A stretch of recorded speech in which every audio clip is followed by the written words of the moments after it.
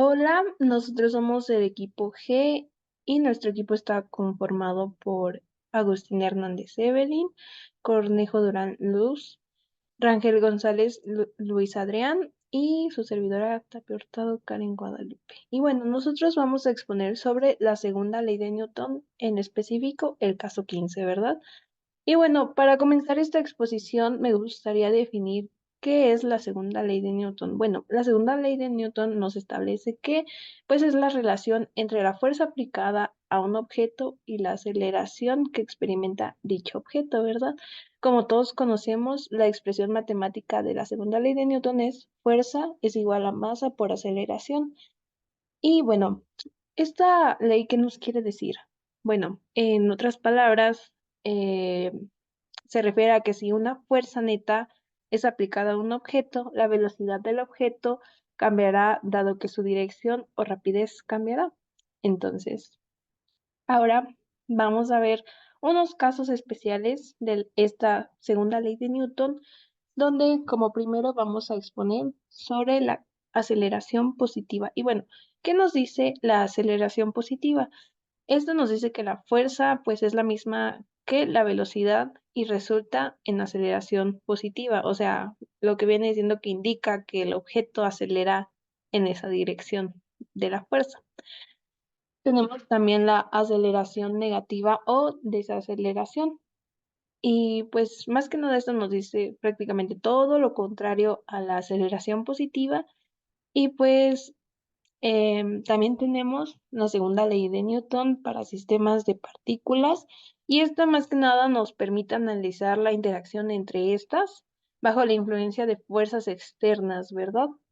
También tenemos la conservación de cantidad de movimiento, que esta va pues combinada con la tercera ley de Newton, pero si lo enfocamos en la segunda ley, nos conduce al principio de conservación de cantidad de movimiento, así como podemos apreciar en esta imagen ilustrativa, ¿verdad? Pero bueno, ahora sí, recordando de la segunda ley de Newton, nos dice pues también que es una herramienta que se utiliza para el análisis cuantitativo del movimiento de objetos, ya sea pues para situaciones cotidianas o incluso en aplicaciones de ciencia e ingeniería. Y bueno, vamos a ver ahora unas aplicaciones comunes de esta segunda ley y la primera es pues dinámica de la partícula, ¿no? En este caso, así como se llama nuestra materia de estudio. Y pues esta más que nada nos dice que eh, pues nos ayuda, bueno, se utiliza esta ley más bien para predecir el movimiento de partículas o cuerpos en respuesta a fuerzas aplicadas, así como hemos estado viéndolo durante todo este curso, ¿verdad? También tenemos la dinámica de vehículos y pues más que nada esta se utiliza para diseñar los vehículos, calculando fuerzas y aceleraciones involucradas y pues esto más que nada se hace para garantizar un buen diseño y que sea seguro y eficiente. También tenemos el diseño de cohetes y este más que nada es muy parecido al diseño de vehículos, solamente que en este caso se utiliza en cohetes y pues para las fuerzas que se calculan, pues digamos que son para un ejemplo, para vencer la gravedad, ¿no? De nuestro planeta. Y aquí podemos ver un ejemplo de el diseño de cohetes y aquí el de los vehículos, ¿verdad? También otra aplicación muy común es el análisis de colisiones y pues este más que nada se utiliza para analizar colisiones entre objetos, lo que nos permite comprender cómo las fuerzas actúan en diferentes partes del sistema y cómo afectan el movimiento. También tenemos la biomecánica y esta es más que nada para estudiar el movimiento del cuerpo humano y entender pues cómo funcionan los músculos, las fuerzas que se generan y todo lo que controla el movimiento, así como podemos ver en esta ilustración la línea de acción, la dirección de la fuerza que es antihorario y el eje de rotación, ¿verdad? Y pues también tenemos las simulaciones por computadora y esto más que nada nos habla de los softwares que existen ahora, donde podemos simular este tipo de problemas Y pues ahora incluso ya hasta nos dan los resultados, facilitando mucho este trabajo de los cálculos. Y bueno, ahora mi compañero Adrián va a explicar nuestro problema del caso 15.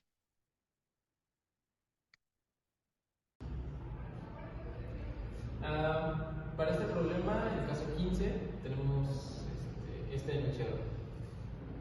En la figura P3.24, la caja de 100 libras está inicialmente en reposo. Los coeficientes de fricción entre la caja y la superficie inclinada son μs igual a 0.2 y μj, que es el coeficiente de fricción cinético, igual a 0.16. Determina la distancia que recorre la caja desde su posición inicial en 2 segundos si la fuerza horizontal es de 90 libras. Hicimos un diagrama de cuerpo libre para poder representar todas las fuerzas que involucra el sistema y convenientemente lo rotamos 30 grados de acuerdo a que el eje X esté paralelo a nuestro plano inclinado y para que pueda representar mejor el movimiento de nuestra caja. Tenemos la fuerza normal, que va perpendicular a la superficie, que en este caso es el plano inclinado, y tenemos nuestro peso. El peso va a tener un desfase de 30 grados, debido a que la caja está en un plano inclinado de 30 grados y va hacia abajo el peso. Y tenemos las componentes del peso en X y la componente del peso en Y. Tenemos la fuerza de empuje, que es completamente horizontal, por lo que también va a tener un ángulo de desfase de 30 grados con respecto al movimiento, con respecto al plano inclinado, porque hay que recordar que es horizontal. Lo que va a mover a nuestra caja va a ser la fuerza en X, que es la componente de la fuerza, y la fuerza en Y. Y tenemos por último nuestra fuerza de fricción. La fuerza de fricción se va a oponer al movimiento, por lo tanto es negativa,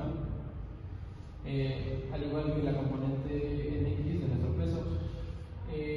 Todas las fuerzas que se opongan al movimiento serán negativas y todas las fuerzas que estén en pro del movimiento serán positivas, como la fuerza de empuje en X. Esta va a ser positiva. Ahora, los datos del problema. Tenemos como dato el peso de la caja, que son 100 libras. Tenemos la velocidad inicial, que es 0, debido a que parte del reposo, entonces nuestra velocidad inicial va a ser 0. Tenemos el coeficiente de fricción estático, que es de 0.2, el coeficiente de fricción dinámico, que es de 0.16, la fuerza de empuje horizontal, que es de 90 libras, y el problema nos pide el desplazamiento después de 2 segundos de ser aplicada nuestra fuerza. Primero es necesario saber si la caja se mueve. Para que la caja se mueva, la fuerza de fricción estática tiene que ser menor a la fuerza aplicada. Como recordarán, la fuerza que mueve nuestra caja es la componente en X de la fuerza de empuje, porque la fuerza de empuje es completamente horizontal. Recordemos que la fórmula para la fuerza de fricción es el coeficiente de fricción estático por la fuerza normal. Pues esto nos dirá si la fuerza es mayor o menor a la fuerza de empuje. Y para determinarla necesitamos primero calcular nuestra fuerza normal. Así que hacemos nuestra sumatoria de fuerzas en Y.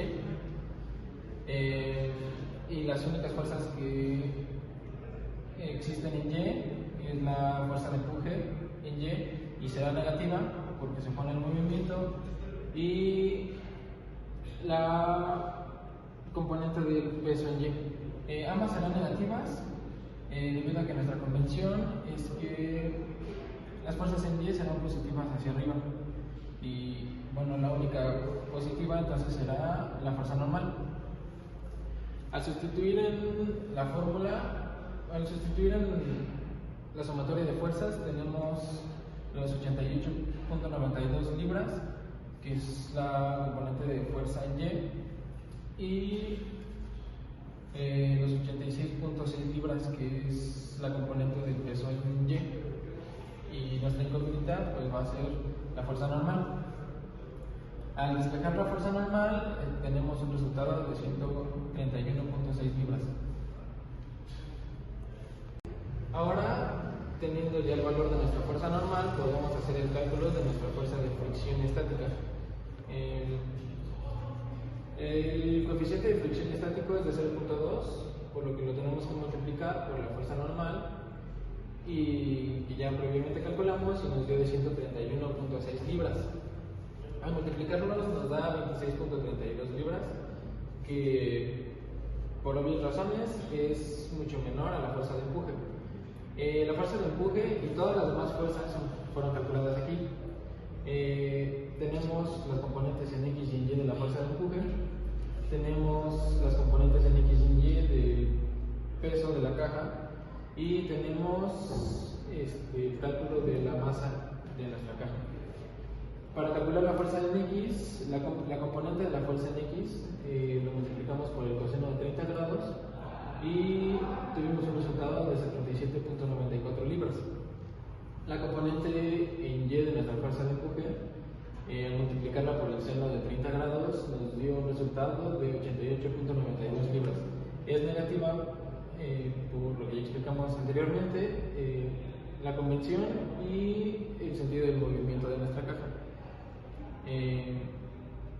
La masa de nuestra caja será igual a dividir el peso de nuestra caja entre la constante de la gravedad, que en el sistema inglés es de 32.2 pies sobre segundo al cuadrado. El resultado de esta división es 3.11 swaps, que es la unidad de masa. La componente del peso en X, al multiplicarla por el seno de 30, las 100 libras de peso, nos da un resultado de 50 libras. Y la componente del peso en Y será de 86.6 libras. Ahora, ya vimos que la caja se está moviendo, por lo que hay que calcular de nuevo la fuerza de fricción, en este caso fricción dinámica. Recordemos que nos dieron un coeficiente de fricción dinámica que está representado por MUK, mu subíndice K, y es de 0.16. Al multiplicarlo por el valor de nuestra fuerza normal de 131.6 libras, nos da un resultado de 21.06 libras, por supuesto.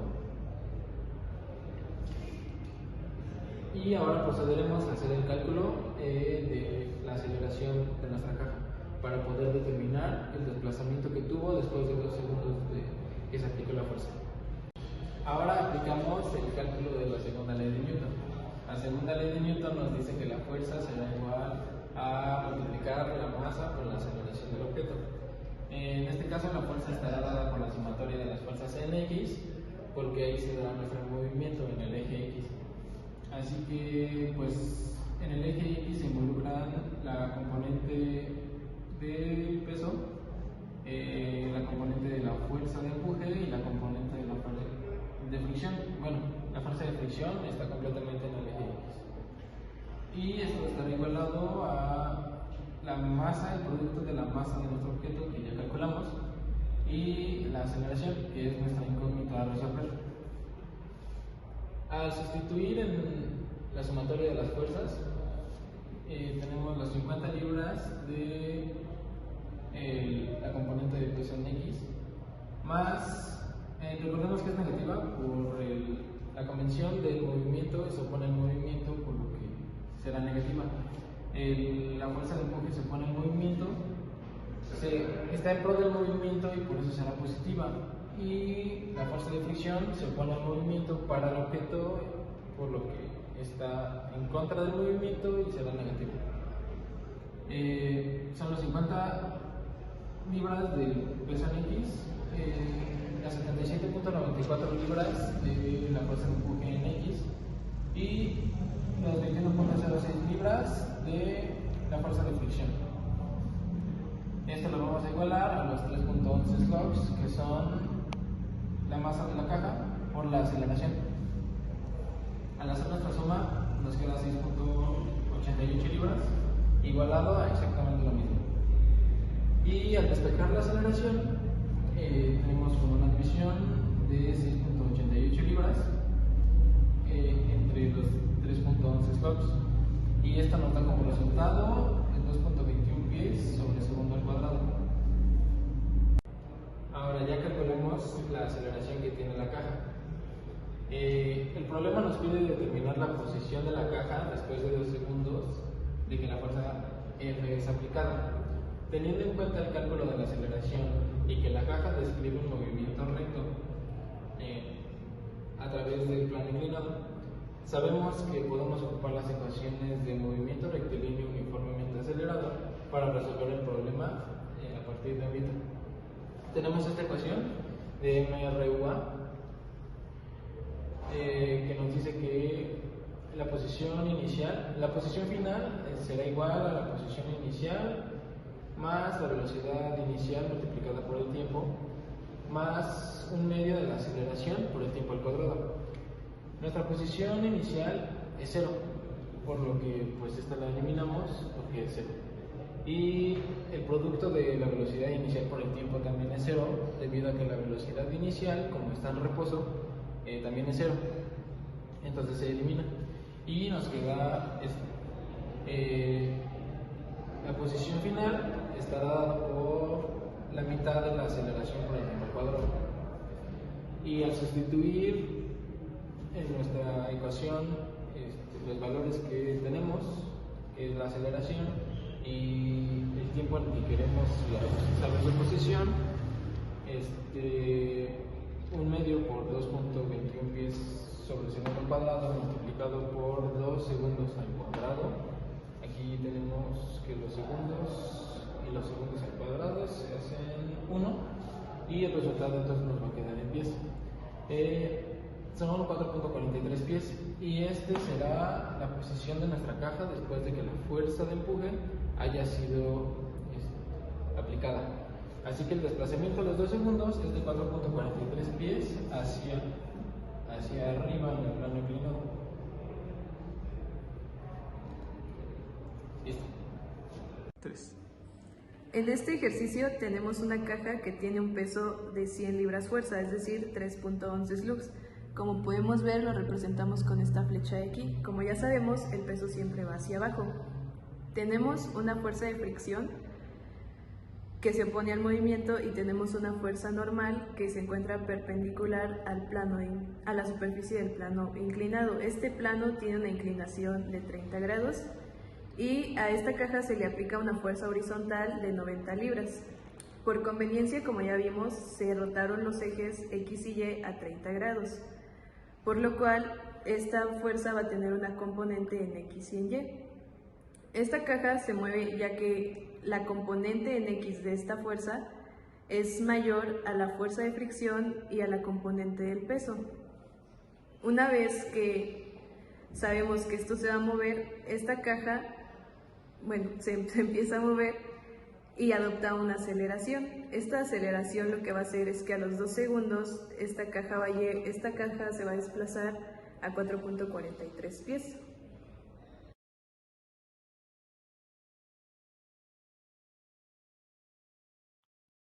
Bien, como podemos apreciar en este modelo computacional, hay una rampa inclinada a unos 30 grados, la cual se encuentra una caja inicialmente en reposo. Esta caja la vamos a colocar al inicio de la rampa, donde tendrá un peso de 100 libras. Bien, como la caja está sobre la rampa, existe un coeficiente de fricción tanto estático como cinético, con un valor de 0.2 estático y 0.16 cinético, donde al estar en reposo la fricción estática se manifiesta, pero al aplicar una fuerza de 90 libras aumenta el coeficiente de fricción. Y bueno, esta se opone al movimiento y cuando esta fuerza mueve la caja en un tiempo de 2 segundos, según los cálculos y lo establecido, recorre un total de 0.42, entre 0.42 y 0.43 pies. de distancia.